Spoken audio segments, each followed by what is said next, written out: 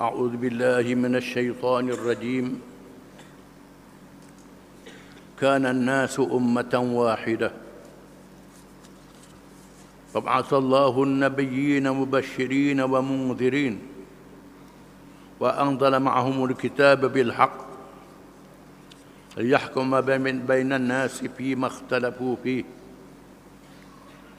وما اختلف فيه إلا الذين أوتوه من بعد ما جاءتهم البينات بغيا بينهم فهدى الله الذين آمنوا لما اختلفوا فيه من الحق بإذنه والله يهدي من يشاء إلى صراط مستقيم.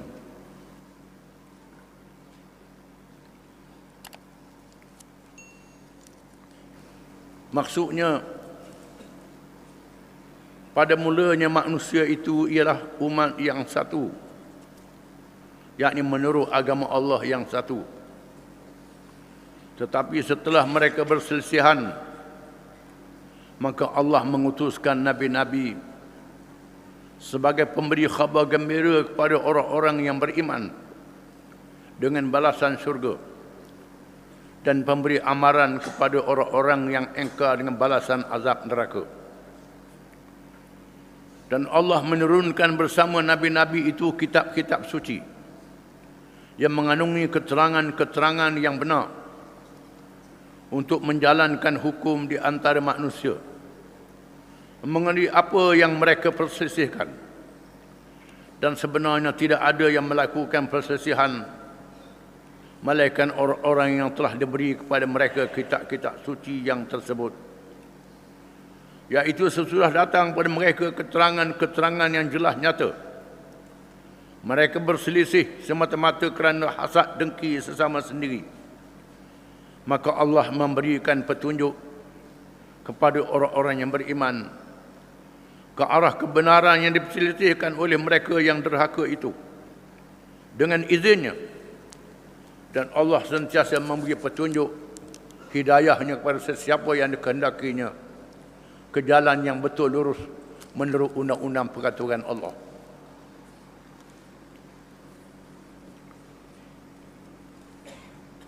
Mengikut Ibn Abbas radhiyallahu anhuma, sepupu Nabi sallallahu alaihi wasallam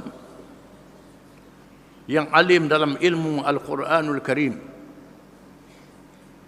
kerana mendapat doa Nabi SAW ketika dilahirkan ke dunia. Masa Nabi dikepung di Syaim Ali di Makkah, Abdullah bin Abbas dilahirkan, dibawa pada Nabi, dan Nabi meribanya dan berdoa, Allahumma allimhu ta'wil, berilah padanya ilmu berkenaan dengan tafsir Al-Quranul Karim. Dan dianggap sebagai orang yang paling alim dalam tafsir Al-Quranul Karim, sehingga disebut terjemahanul Quran, yang mampu menafsirkan Al-Quranul Karim. Dalam usia yang masih muda, menjadi ahli mesyuarat Khulafa' Rasyidin. Dalam usia yang sangat muda, menjadi rojokan kepada sahabat-sahabat dan ulama-ulama tabi'in. Bermula ayat yang dibaca ini, kata Abdullah bin Abbas, bahawa manusia selepas Adam alaihi salam selama 1000 tahun, 10 abad, dalam keadaan menganut agama Islam, tidak ada agama yang lain, Islam saja. Walaupun berlaku perbelahan antara Qabil dan Habil, tetapi masih Islam. Islam adalah satu-satunya agama sehingga 10 abad, 1000 tahun selepas wafatnya Nabi Adam AS, berlakulah penyelewengan di kalangan manusia, melantik Tuhan yang lain daripada Allah, menyembah berhala. Asalnya buat patung kepada datuk nenek yang disayangi, datuk nenek yang kasihi, buat patung peringatan supaya jangan lupa pada datuk nenek ni. Lepas tu ditipu oleh iblis, jadi puja pada patung ni. Sembah patung ni. Itu asal usul keberhalaan. Menunjukkan manusia berasal dengan Islam, bukan dengan batu. Sebagaimana yang disebut oleh ahli-ahli sejarah barat. Manusia ni asalnya monyet. Lepas tu jadi manusia. Asal zaman batu. Itu kisah mengarut belaka. Manusia bermula dengan Adam alaihissalam. Ini disebut oleh Al-Quranul Karim. Dan kita orang Islam jangan terpengaruh dengan ahli-ahli sejarah barat. Jangan terpengaruh dengan mereka. Allah mulakan manusia dengan Adam. Islam adalah agama yang awal kepada manusia. Dibawa oleh Nabi Adam alaihissalam. Tibunya keberhalaan ini selepas 1000 tahun wafatnya Nabi Adam alaihissalam. Allah mengutuskan Nabi Nuh alaihissalam. Nabi Nuh diutus menjadi rasul. Menjadi rasul yang pertama berjuang menentang manusia yang melantik Tuhan yang lain daripada Allah. Perjuangan yang sangat gigih. Allah Ta'ala lanjutkan usia Nabi Nuh sehingga 1000 tahun. Berdakwah selama 950 tahun. Umur dia panjang pada orang lain, dipanjangkan oleh Allah. Sehingga disebut dalam sejarahnya, bila Nabi Nuh berdakwah dengan seorang yang menggalas. Anak dia, anak besar galas lagi. Memang orang tua zaman dulu anak besar bergalas lagi. Dengar Nabi Nuh bercakap. Lalu ayah ni kata, hak ni lah yang menyesatkan ayah dia, datuk nenek kita dulu ni. Orang ni. Budak ni turun. Lontar Nabi Nuh dengan batu. Siapa begitu? Daripada ayah, toki sampai ke anak cucu, semua lawan Nabi Nuh alaihissalam. 950 tahun berdakwah. Yang masuk Islam beberapa orang sahaja dalam masa 950 tahun. Tak ramai, puluh orang dia masuk Islam. Ribu-ribu manusia tak masuk Islam. Nabi Nuh berdakwah selama 950 tahun. Bersama kemunculnya Allah Ta'ala menurunkan bencana. Menenggelamkan mereka yang kafir. Dibinasakan oleh Allah. Yang selamat hanya mereka yang bersama dengan Nabi Nuh alaihissalam sahaja. Yang selamat. Nabi Nuh punya anak Sam, Ham dan Yafis. Anak-anak yang kafir dimatikan oleh Allah, tenggelam. Allah Ta'ala tak terima walaupun anak Nabi Nuh. Isteri Nabi Nuh. Diriwayatkan bahawa manusia yang lahir sebelahnya daripada anak Nabi Nuh alaihissalam. Yang 3 orang ni. Orang lain tidak melahirkan anak. Jadi bapa yang kedua Nabi Nuh alaihissalam. Daripada 3 anaknya dilahirkan berbagai-bagai bangsa. Daripada Sam, lahirnya bangsa Semitik yang memecahkan berbagai bangsa. Bangsa Arab, bangsa Yahudi, bangsa Eropah. Daripada Sam bin Nuh. Daripada Yafis, daripada Ham lahirnya bangsa Afrika. Daripada Yafis lahirnya bangsa Asia. China, India termasuk orang Melayu, rumpun ini. Daripada Yafis lahirnya berbagai bangsa. Setelah memakan masa beribu-ribu tahun. Dan Allah Ta'ala utuskan Rasul kepada umat selepas Nabi Nuh alaihissalam. Bersama Rasul itu diberi kitab.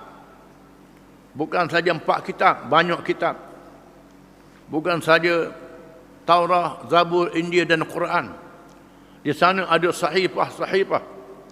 Kitab dibawa oleh Rasul-Rasul mengikut zaman dan kaum masing-masing. Kitab-kitab ini menerangkan petunjuk Allah Subhanahu wa Ta'ala. Menerangkan jalan yang sebenar. Siapa Tuhan yang sebenar. Bagaimana nak beribadat pada Tuhan yang sebenar. memberitahu halal dan haram. Perkara yang halal baik, yang haram mendatangkan mudarat. Semuanya ada hikmat, Tuhan jadikan, bukan tak ada hikmat. Yang haram itu untuk jadi baju, untuk jadi macam-macam. Jangan gemuka ke darah baju. Baju ni orang baju lah, untuk pokok makan, untuk menatang makan manusia lagi makan, mendatangkan mudarat, maka diharamkan oleh Allah. Ada manusia yang makan baja, makan babi itu makan baja lah. Dia makan benda-benda yang najis. Ini untuk baja, untuk dicampur jadi macam-macam dengan hikmah yang dikenaki oleh Allah. Maka Allah menerangkan batas halal dan haram dalam perkara pakaian, makanan dan sebagainya, dinyatakan dalam kitab. Dan tidaklah menjadi perbalahan melainkan kerana ada kalangan manusia yang lawan kitab Allah. Ini punca balah. Bila balahnya Rasul menerangkan ini ajaran Allah, tiba-tiba tak mau ikut ajaran Allah. Yang jadi kepala lawan ajaran Allah ni pemimpin-pemimpin, raja-raja di zaman masing-masing, pembesar zaman masing-masing, pemimpin masyarakat yang sombong, yang takabur, yang bangga dengan kedudukan dia, lawan rasul-rasul yang dilantik oleh Allah, menyebabkan rasul-rasul terpaksa berlawan dengan mereka. Maka berlakulah perpecahan. Perpecahan itu bukan dengan sebab rasul. Perpecahan itu dengan sebab mereka yang tak ikut rasul, yang lawan rasul. Tetapi puak-puak lawan rasul ni kata rasul pula yang pecah, rasul pula yang sesat. Jadi begitu. Mestilah yang betul, yang asal. Yang pecah tu lari daripada asal. Asal ialah Islam. Yang tinggal Islam itulah yang pecah. Allah Ta'ala utus rasul-rasul dengan nabi-nabi yang besar dan nabi-nabi yang kecil. Nabi Nuh, Nabi Lut, Nabi Saleh, Nabi Ibrahim. Ibrahim menghadapi kuasa besar dunia, Namrud, yang memerintah dunia. Ibrahim, dari Ibrahim lahir zuriatnya. Nabi Musa menghadapi Fir'aun, kuasa besar dunia, Nabi Musa. Nabi Isa juga menghadapi Rom dan kerajaan Yahudi yang menyeleweng berajaran Allah. Dan akhirnya Allah Ta'ala tutup dengan Nabi akhir zaman Muhammad sallallahu alaihi wasallam. Ditutup sebelum dikiamatkan dunia. Kerana semua makhluk ini ada ajal, ada tempoh hama dia. Allah Ta'ala jadikan dua alam, alam dunia dan alam akhirat. Alam akhirat kekal selama-lamanya. Alam dunia tempat ujian. Allah Ta'ala tutup tempat ujian dengan kelahiran Nabi Muhammad sallallahu alaihi wasallam. Diutuskan menjadi rasul untuk seluruh manusia. Dia beri mukjizat ilmu Al-Quranul Karim. Quran adalah mukjizat ilmu. Kitab yang tak mampu dipinda, diubah, disesatkan oleh siapa pun. Dipelihara oleh Allah Ta'ala. Inna nahnu nazzalna dzikra wa inna lahu lahafizun. Kami yang telah menurunkan Quran dan kami yang memeliharanya. Allah Ta'ala pelihara Quran. Kitab-kitab zaman dulu dipinda, diubah oleh padri-padri, pendeta dan sami-sami mereka. Quran Allah Ta'ala tak izin orang selewengkan, dipelihara oleh Allah. Sehinggalah Allah Ta'ala menentukan dunia akan kiamat bila-bila masa saja. Bila dunia kiamat, Allah Ta'ala angkatkan Quran. Dia angkatkan Quran, maknanya ulama-ulama dimatikan semuanya. Tak ada orang alim lagi. Dan tak ada siapa yang sebut nama Allah. Hapus. Quran tak ada lagi. Masa itu berlakulah kiamat. Selagi ada orang boleh baca Quran, yang menerangkan Quran, dunia tak kiamat lagi. Kiamat ni urusan Allah, bukan urusan kita. Jangan duduk tak tahu, dah lama dah kiamat. Itu kerja tak betul. Duduk tak tahu kiamat, itu salah. Itu urusan Allah Ta'ala. Urusan kita bersedia untuk menghadapi hari kiamat. Iaitulah ikut Quran, ikut Nabi SAW. Dengan kita belajar untuk tahu dan faham ikut Quran ini, dan berdoa pada Allah Ta'ala tiap-tiap rakaat semayang. Ihdinas siratal mustaqim. Tunjukkanlah kami jalan yang betul. Minta Tuhan tunjuk, minta Tuhan beri hidayah. Tak cukup dengan belajar saja. Kerana orang yang dia belajar tinggi-tinggi, sombong, tak dapat hidayah. Tak dapat petunjuk daripada Allah Ta'ala. Hanya mereka yang layak saja dapat hidayah. Allah Ta'ala, wallahu yahdi man yasha'u ila siratim mustaqim. Dan Allah memberi petunjuk pada siapa yang dia kehendaki ke jalan yang betul. Yang dikehendaki oleh Allah, iaitulah mereka yang dipilih oleh Allah Ta'ala. Maka kita disuruh bergantung pada Allah Ta'ala, berdoa tiap-tiap rakaat supaya berada di dalam Islam, jalan Islam. Jalan yang diajar oleh Nabi Muhammad sallallahu alaihi wasallam supaya kita selamat dunia dan selamat di hari akhirat. Wallahu a'lam.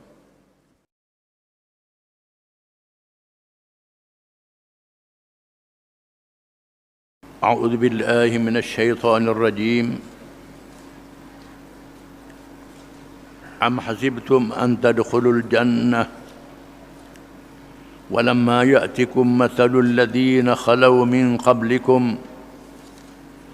مستهم البأساء والضراء وزلزلوا حتى يقول الرسول والذين آمنوا معه متى نصر الله Ala inna nasrallahi qarib.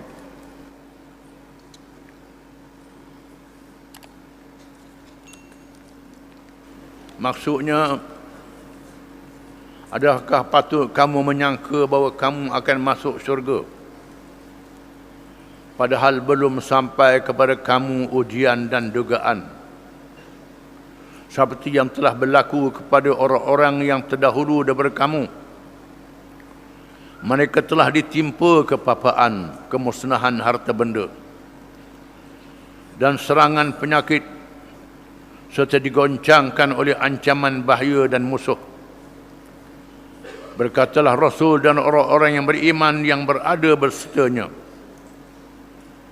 bertanya, bilakah datangnya pertolongan Allah? Ketahuilah sesungguhnya pertolongan Allah itu dekat, asalkan kamu bersabar dan berpegang teguh pada agama Allah.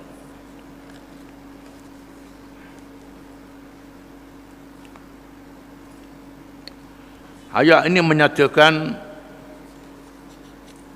betapa mahalnya iman seseorang yang beriman dan amal yang soleh yang dibuktikan daripada iman itu, sehingga melayakkan dia masuk syurga. Syurga adalah nikmat yang tidak terhingga, tak mampu dibayar dengan harta benda dunia, walaupun sepenuh emas berapa kali ganda dunia. Nikmat syurga yang tak terhingga, bangunannya jongkong-jongkong emas dan perak. Emas sikit sudah mahal harganya. Ini bangunan syurga, emas, perak, mutiara. Terlalu mahal, penuh dengan nikmat. Tuhan tanya, adakah kamu ingat kamu boleh masuk syurga dengan percuma? Tidak dengan percuma, mesti dibayar dengan iman kamu. Dan iman itu diuji oleh Allah Subhanahu wa taala. Begitulah barang-barang dunia ni. Batu kayu yang tak ada harga bersepah. Ambil saja, orang tak kata apa. Boleh kutip tengah jalan, orang tak marah kutip batu. Nak berapa guni pikul tak urut. Tak ada benda kata, tak ada harga. Tetapi emas, mutiara,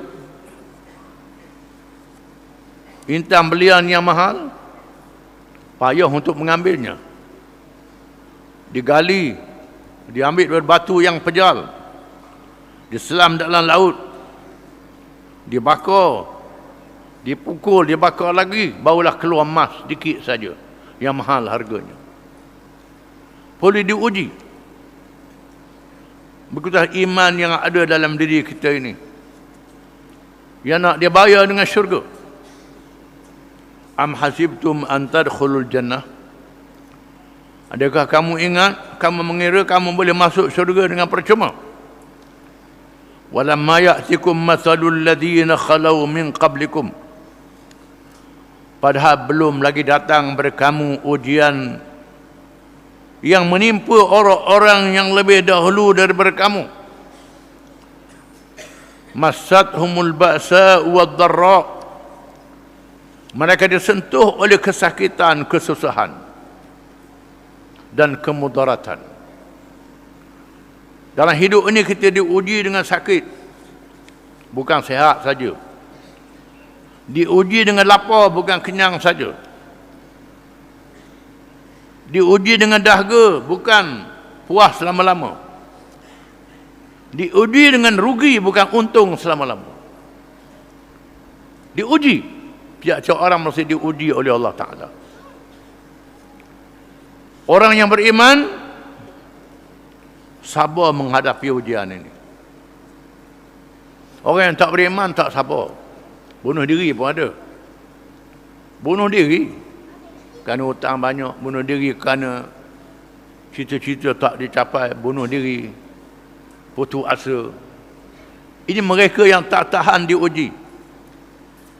Cari Tuhan yang lain daripada Allah. Lupa pada Allah Ta'ala. Jumpa Tok Bama, tu tak Bama ni, nujung tu nujung ni. Ini mereka yang tak tahan diuji oleh Allah Ta'ala. Ikhtiar, dia kata. Ikhtiar apa? Tak percaya ke Tuhan. Kata ikhtiar. Bukan ikhtiar tu. Salah. Mesti ingat pada Allah Ta'ala. Setiap orang beriman akan diuji dengan sakit. Kadang-kadang berubat baik, berubat tak baik, takkan nak berubat. Doa pula tak baik juga. Sabar. Kerana Allah Ta'ala nak suruh kita doa banyak-banyak, dapat pahala banyak-banyak. Kalau doa jadi lalu, doa sekali berhenti lalu, habislah pahala. Ini ujian daripada Allah yang kita kena faham. Makin kuat iman seseorang itu, makin kuat ujiannya. Rasul-Rasul alaihimussalatu wassalam, kalau sakit kepala teruk pada kita lagi, demam teruk pada kita lagi, susah lebih pada kita lagi. Dengan sebab itulah martabat Rasul-Rasul ini tinggi mengatasi malaikat di langit. Mereka adalah manusia yang paling sabar. Kadang-kadang diuji dengan kesenangan, dengan pangkat, dengan kemewahan, kekayaan, lupa daratan, tak ingat, tak bersyukur. Tak syukur pada Allah Ta'ala. Itu semua ujian. Bila sihat, lalai, tak tahan dengan ujian. Bila senang, tak semayang dulu. Bila susah, maya hajat dulu. Mayang fardu, maya hajat lagi. Macam-macam. Ingat ke Tuhan. Orang yang beriman, masa senang, masa susah, tetap ingat pada Tuhan. Akan diuji orang yang beriman itu. Apalagi mereka yang melibatkan diri dengan perjuangan Islam untuk menegakkan Islam. Yang dipilih oleh Allah Ta'ala, Rasul-Rasul, dan menyambung perjuangan Rasul-Rasul. Menyambung perjuangan untuk menegakkan Islam. Bukan untuk diri dia saja. Maka menghadapi kesusahan yang disebut macam lilin yang dibakar dirinya untuk menerangi orang lain. Sampai terbakar diri dia kerana nak menerangi orang lain. Orang tak nampak, dia sanggup membakarkan diri dia sendiri untuk menerangi orang lain. Mereka sanggup menghadapi kesusahan itu, sehingga ada yang mati untuk menegakkan Islam. Kerana menyelamatkan manusia, dia mati nak tegakkan Islam. Manusia kata, oh dia nak kerja ke pakar, bukan apa tu, nak tu nak ni, apa ni, macam-macam yang kata pula.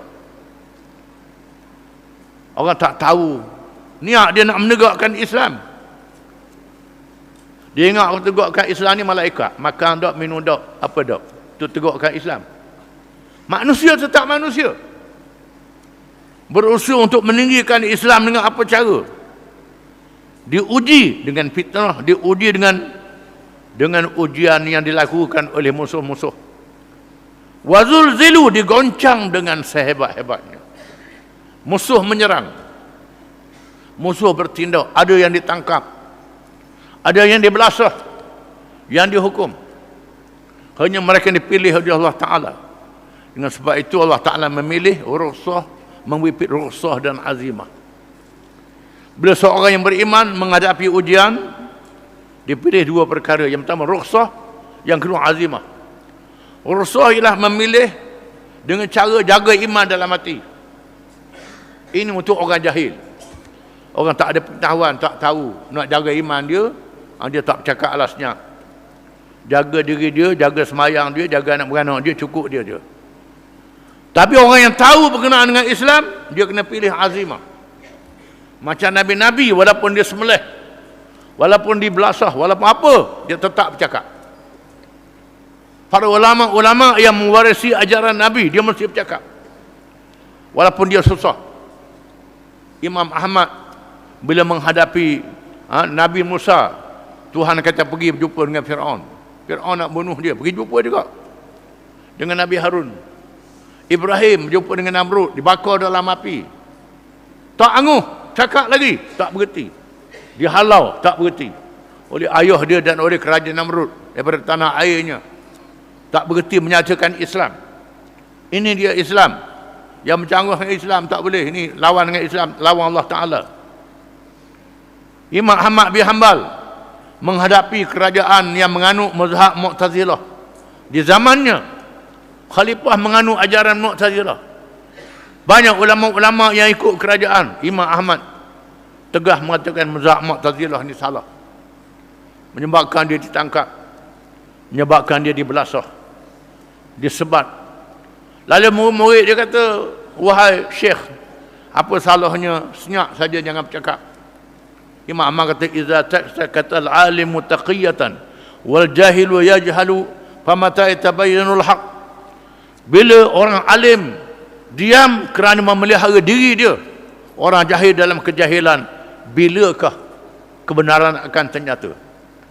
Di sinilah Allah Ta'ala, Nabi sebut dalam hadis, wa fadlul alimi 'alal 'abidi ka fadlil qamari 'ala sa'irin nujum. Innamal ulama warathul anbiya ma warathu dinaran wala dirhaman wa innama warathu ilman. Bandingan seorang yang ada ilmu, yang menegakkan ilmu, dengan seorang yang tak lebar buat ibadat seorang-seorang, macam bulan purnama di tengah bintang-bintang cakrawala di langit. Nabi kata, oh dia tu tak lebar, berjuruh baik, hak ni duduk cakap banyak, kata korang macam-macam. Dia menegak kebenaran. Tuhan kata tidak. Mereka yang ada ilmu yang bercakap ni macam bulan di tengah bintang-bintang di langit, yang hanya beribadat saja. Sesungguhnya mereka adalah waris-waris Nabi yang mempersakri ajaran Nabi. Nabi-Nabi tidak meninggalkan wang emas dan perak. Nabi-Nabi yang meninggalkan ilmu. Barang siapa yang mengambil pesaka ilmu Nabi, dia mendapat bahagian yang beruntung yang besar. Maka diuji oleh Allah Ta'ala. Ini wazulzilu, mereka digoncang dengan sehebat-hebatnya. Dengan sebab itulah, bila ada tentera Ahzab mari nak serang Madinah, ramai-ramai 10,000 bala tentera. Tuhan sebut dalam Quran, walamma ra'al mu'minun al-ahzab qalu hadza ma wa'adana Allah rasuluh wa sadaqa Allah wa rasuluh wa ma zadahum illa imanan wa taslima. Minal mu'minin rijalun sadaqu ma ahadullah alaih faminhum man qadha mahnahu wa minhum man yantazir wa ma baddalu tabdila. Manakala sahabat-sahabat Nabi melihat bala tentera Ahzab datang ramai-ramai mengepung Madinah, mereka berkata, inilah yang telah dijanjikan oleh Allah. Allah Ta'ala janji kita nak diuji, sekarang kita diuji. Benar janji Allah menambahkan iman dan Islam mereka. Di kalangan mereka yang beriman itu, ada orang yang benar janji dengan Allah, ada kalangan mereka yang sudah mati kerana menunaikan janji itu, dan ada yang menunggu giliran untuk mati nak menunaikan janji dia dengan Allah. Tuhan sebut dalam Quran. Ini yang dimasukkan wazulzilu, mereka digoncang. Hatta yaqula ar-rasul walladzina amanu ma'ahu mata nasrullah. Sehingga Rasul dan pengikut-pengikut dia berkata, bila lagi nak datangnya pertolongan Allah? Siapa begitu? Nabi Nuh alaihi salam 950 tahun. Dengan pengikut-pengikut yang sedikit 950 tahun. Diuji oleh musuh-musuhnya sehingga orang menganggap mustahil Islam ni boleh berjaya. Sehingga pengikut-pengikut Nabi Nuh berkata, bilakah lagi pertolongan Allah akan mari? Ala inna nasrallahi qarib. Ingat, pertolongan Allah itu dekat. Akan tiba pertolongan Allah. Setiap yang tiba itu dekat. Nabi Musa alaihi salam dengan pengikut-pengikut dia menghadapi Fir'aun dengan segala kezalimannya, menyembelih anak lelaki, membenarkan perempuan saja. Kerana nak mengabdikan perempuan, lelaki akan melawan, akan kuat, dibunuh lelaki, tinggal perempuan.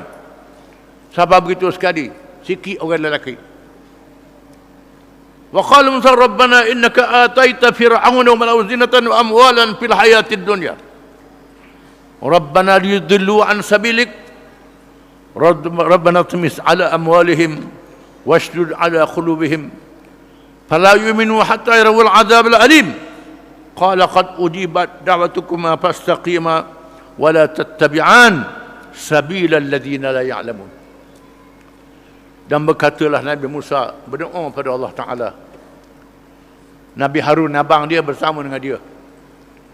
Wahai Tuhan, Engkau beri pada Fir'aun dan bala tenteranya, pembesar-pembesarnya, perhiasan dunia dan harta benda yang banyak. Dengan perhiasan dunia dan harta benda, mereka menyesatkan manusia dari jalan-Mu. Wahai Tuhan, binasakanlah harta bendanya dan tutuplah pintu hati mereka. Mereka tak beriman, malaikat telah mereka melihat azab yang pedih. Lalu Tuhan wahyukan, wahai Musa, aku perkenan doa kamu dan Amin, abangmu Harun. Aku perkenan, aku terima doa itu. Fastaqima, kamu mesti beristiqamah.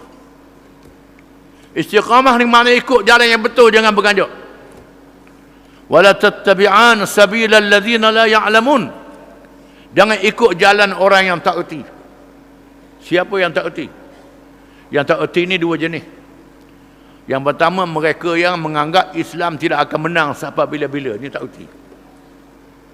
Tak percaya pada Allah Ta'ala. Dia ingat yang zalim itu kekal. Tidak, yang kekal Allah Ta'ala.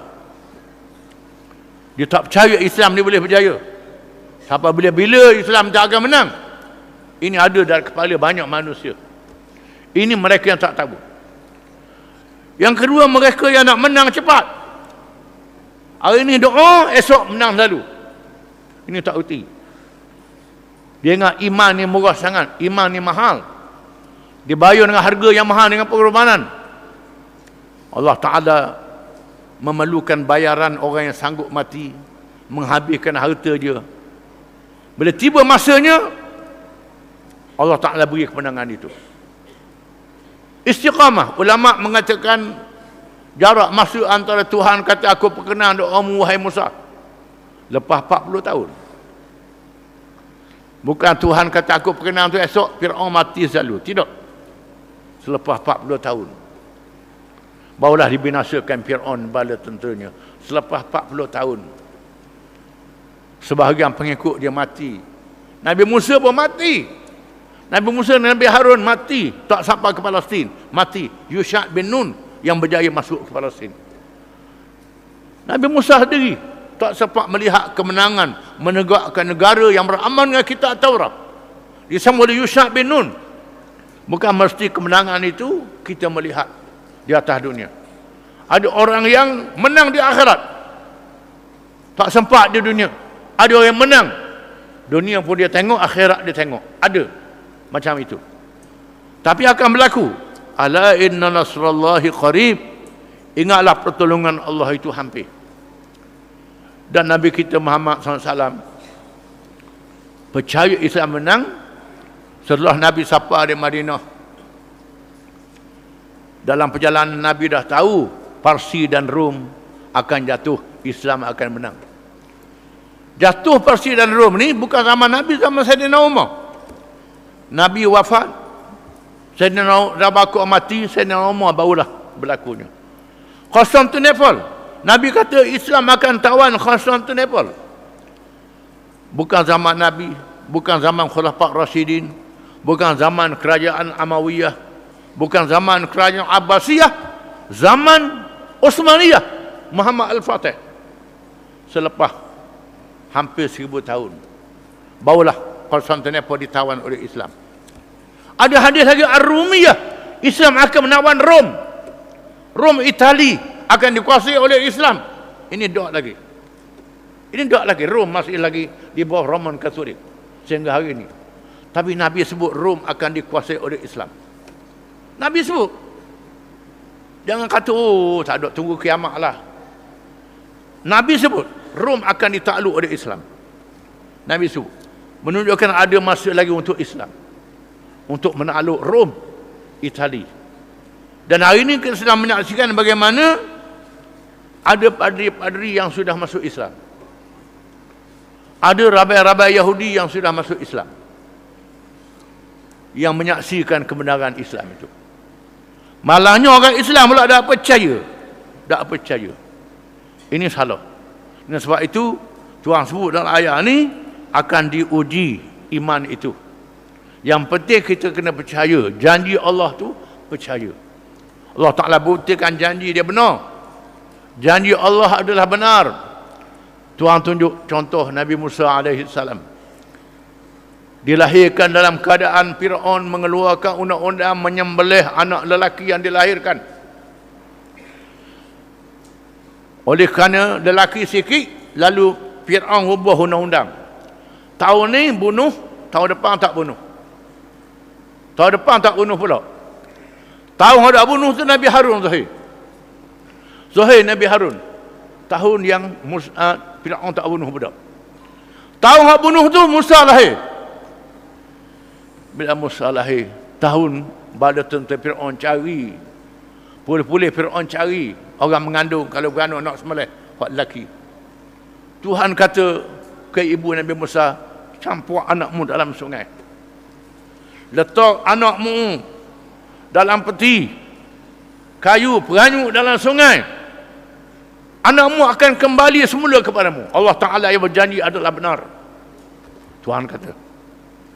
Dia percaya pada janji Allah, capak sungai anak di dalam sungai. Lalu diambil oleh dayang-dayang permaisuri Fir'aun. Diatur oleh Allah Ta'ala. Lepas tu nak bagi susu tak ada, tambah makan. Makan tambah, susu tambah. Akhirnya cari siapa dia yang boleh menyusu. Nabi Musa. Akhirnya mak dia je boleh susu dia. Orang lain tak boleh susu. Balik ke mak dia semula. Ini benarnya janji Allah. Allah nak berkata janji dia benar. Kalau janji atas dunia benar, maka janji akhirat benar jugalah. Di sini janji akhirat benar jugalah. Tuhan sebut dalam Quran ada Fir'aun, ada Namrud, ada kaum Ad, ada kaum Samud. Kita pergi bila tengok bila.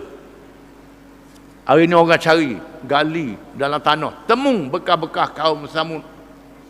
Bertemu tempat Fir'aun, bertemu macam-macam sekali. Quran kata adalah benar. Quran mengatakan matahari dan bulan cakrawala beredar dengan kawasan dan peraturan dia. Hari ini ahli sains duduk teropong tengok alat. Dulu tak percaya. Tengok Al-Quran sebut tu betul belaka. Betul belaka. Begitulah Quran kata ada malaikat, ada jin, ada syaitan. Makhluk kita nampak tak nampak, maka ia sungguh betul. Begitulah adanya hari kiamat, adanya alam barzakh, alam kubur, dan adanya alam dibangkitkan semula. Ini adalah benar. Ini semua perkara iman yang kita kena percaya. Dan iman ni diuji oleh Allah Ta'ala. Kalau kita boleh jaga iman kita ni, insya-Allah kita akan selamat dunia dan selamat di hari akhirat. Wallahu a'lam.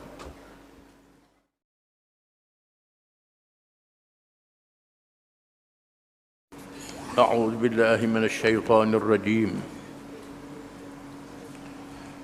يسألونك ماذا ينفقون قل ما أنفقتم من خير فللوالدين والأقربين واليتامى والمساكين وابن السبيل وما تفعلوا من شيء من خير فإن الله به عليم.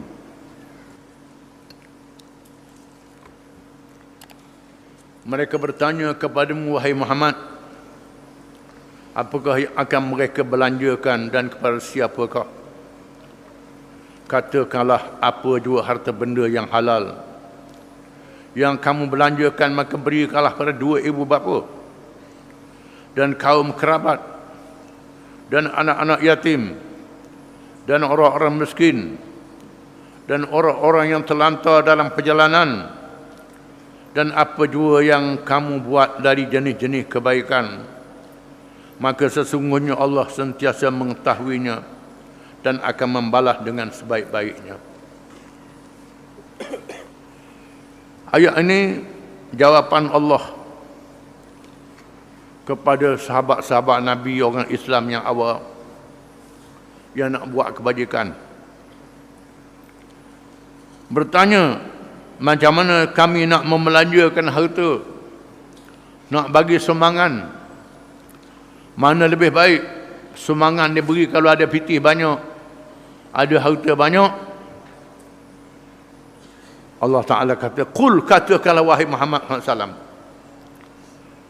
ma anfaqtum min khairin, apa-apa yang kamu belanjakan daripada kebaikan itu, falil walidaini, yang pertama bagi dua ibu bapa. Dua ibu bapa dulu pada orang lain, dua ibu bapa. Jangan belanja ke orang lain dulu, ibu bapa kita dulu. Ini Allah Ta'ala kata begitu. Dua ibu bapa ni pula ibu dulu, lepas tu baru ayah. Dihuraikan oleh hadis, antaranya seorang sahabat tanya Nabi, pada siapa kami nak buat baik? Nabi kata, ummak, ibumu. Nabi kata, wa abak, lepas tu ayahmu. Wa ukhtak, adik-beradik perempuanmu, perempuan dulu. Adik-beradik perempuan dulu. Wa akhak, lepas tu adik-beradik lelaki. Summa adnaka, lepas tu berilah pada pak saudara, pupu-pupu kamu, bapa pupu yang ada hubungan silaturahim. Beri kepada mereka ini. Mengapa diutamakan mereka ini? Hubungan keluarga yang dijalin mendapat fadilat, menyumbang harta dan menghubungkan silaturahim. Ada dua kelebihan di situ. Kalau dua ibu bapa dan silaturahim, tiga di situ. Dan sebab itu lebih afdal daripada kita memberi sumbangan kepada yang lain. Ada orang tak perangai tolong orang lain, anak beranak dia tak tolong. Dia tolong orang lain dulu. Ini tak betul. Cara yang salah. Islam menyuruh kita tolong keluarga kita dulu yang susah, lebih utama pada orang lain dulu. Ini kena sedar. Disebut dalam hadis yang lain, Sa'ad bin Abi Waqqas ketika menunaikan haji sakit berat. Dia sendiri cerita, aku sakit berat, berasa nak mati dah. Aku tak ada keluarga melainkan anak perempuan saja. Anak perempuan yang terima pesaka tak habis pula. Boleh ke adik-beradik lain pula, pupu-pupu pula.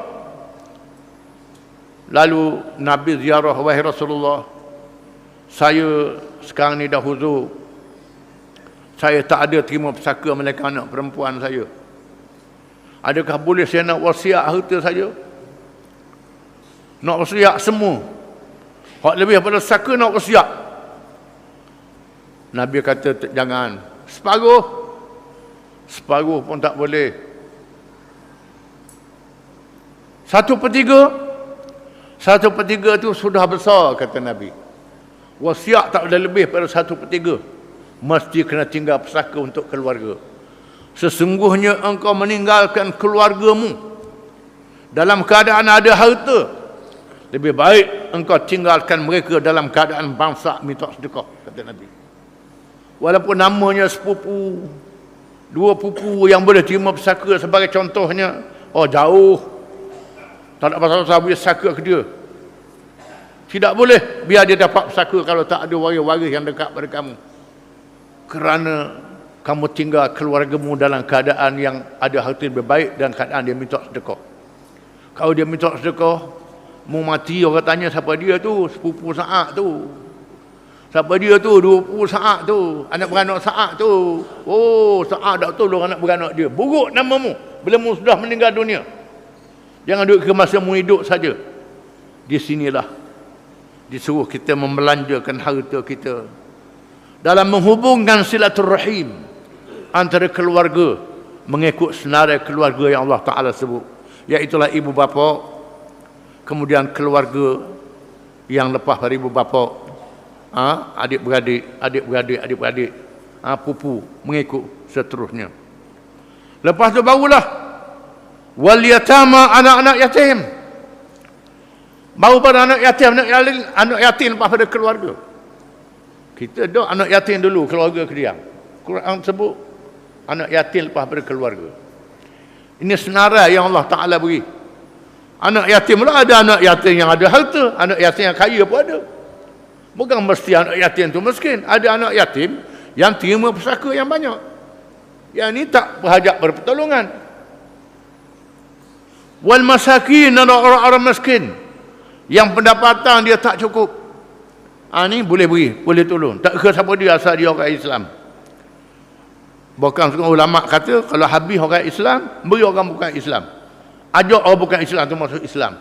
Jinukkan dia dengan agama Islam. Jinuk dengan agama Islam. Wa ibnis sabil, dan orang yang putus belanja dalam perjalanan. Yang putus belanja dalam perjalanan, sama ada perjalanan musafir, perjalanan menuntut ilmu, perjalanan orang belajar dan seumpamanya, dalam perjalanan beri pada mereka. Wa man tufiqu min khairin fa innallaha bihi alim.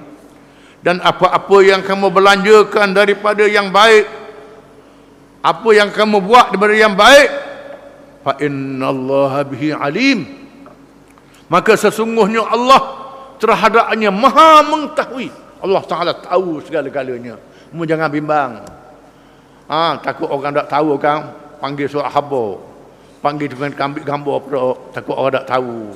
Yang pentingnya Allah Ta'ala tahu. Jangan nak suruh orang tahu je, dah ingat pada Allah Ta'ala. Jadi sumbangan kita tak ikhlas pula. Kecuali kita nak tunjuk supaya orang lain sumbang sama, ikut contoh yang baik, itu lain cerita. Kalau semata-mata nak nama diri kita saja, bukan nak menjadi pengayang pada orang lain, maka tak dapat pahala apa riak. Itu tak boleh. Yang pentingnya ialah Allah Ta'ala tahu, kita percaya Allah Ta'ala tahu apa-apa sumbangan kita. Wallahu a'lam.